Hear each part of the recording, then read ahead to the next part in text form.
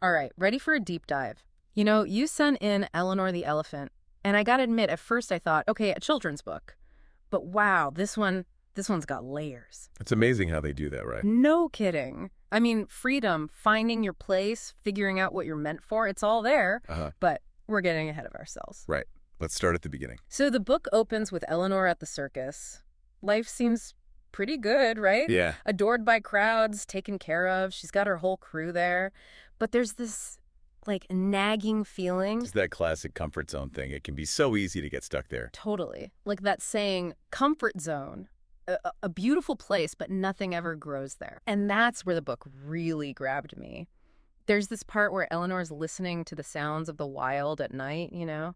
The wind, the river. It's like you can practically hear it yourself. It really draws you in. And it's like she's getting this tiny taste of what's missing. Have you ever felt that? That pull towards something else. You can't even name it, but it's there. All the time.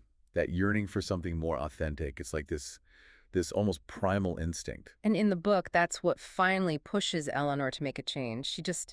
She breaks free. Yeah. Heads out into the wild all by herself. Talk about a leap of faith. Right. But here's the thing, and this is where the story really takes off, going after what you want. It's not always easy. That's where the real growth happens, though, right? Outside that comfort zone. Exactly. Storms hit, she's scrounging for food, and the loneliness. But there's this part she's got to figure out: shelter, how to find food, all on her own, no backup plan. And it made me think, how often do we run from that discomfort, even when it could lead us to something amazing? It's human nature to want to avoid the unknown, even when we know deep down it might be good for us. Think about what Eleanor learned, though. She had to be strong, resourceful. And that's just the beginning. But we'll get to that. And she finds them, you know, out there in the wild. Other elephants? It's such a powerful moment in the book. This wave of emotion, right? You can feel the fear, but also this, like, deep sense of belonging. Like she's finally found her people, her tribe. Absolutely. That feeling of being understood, of finding your place. And it's not just that they accept her, though that's huge in itself, right? There's this whole, I don't know, they teach her their ways, how to survive out there. Like finding your people A&D, realizing they have so much to teach you. Mentorship, that's such a good point. We don't talk about that enough. It's like we don't have to figure everything out on our own, you know? Exactly. Having guides, people who've been there, Yeah. that's invaluable.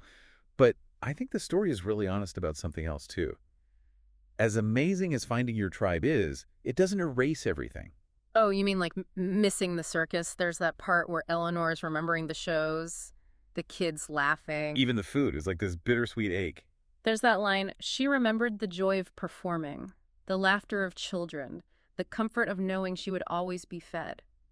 It got me thinking, even when we're chasing something we know deep down is right.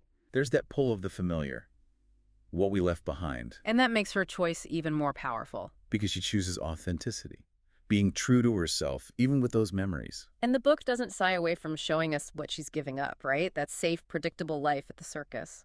But also being told what to do, who to be. It's almost like she's weighing the two, you know? Comfort versus freedom. And freedom wins. Such a powerful message Mhm. that sometimes you got to step outside that cage to really live. Absolutely. And that's what we'll unpack as we finish our deep dive. Because Eleanor's journey, it all leads up to a choice. A choice that says everything about who she wants to be. It really makes you think, you know?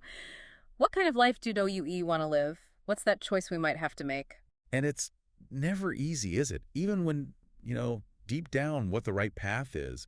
It's like that quote, "The caged bird sings of freedom, the free bird thinks of another breeze." Wow, that's perfect. But it's true, though. Like, you can always see those other possibilities, even when you're on a good path. So how do you know? It's different for everyone. Right. Right.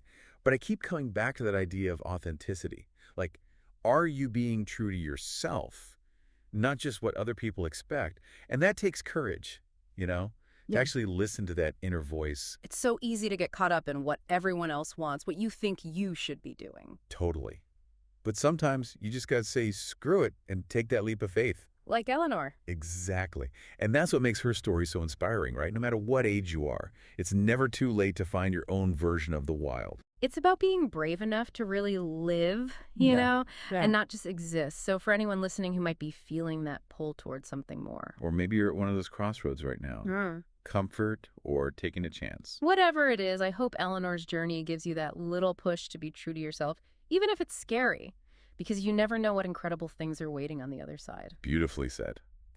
And on that note, that wraps up our deep dive into Eleanor the elephant. It's a story that'll stick with me, that's for sure. And hey, until next time, keep exploring, keep asking those big questions, and keep diving deep.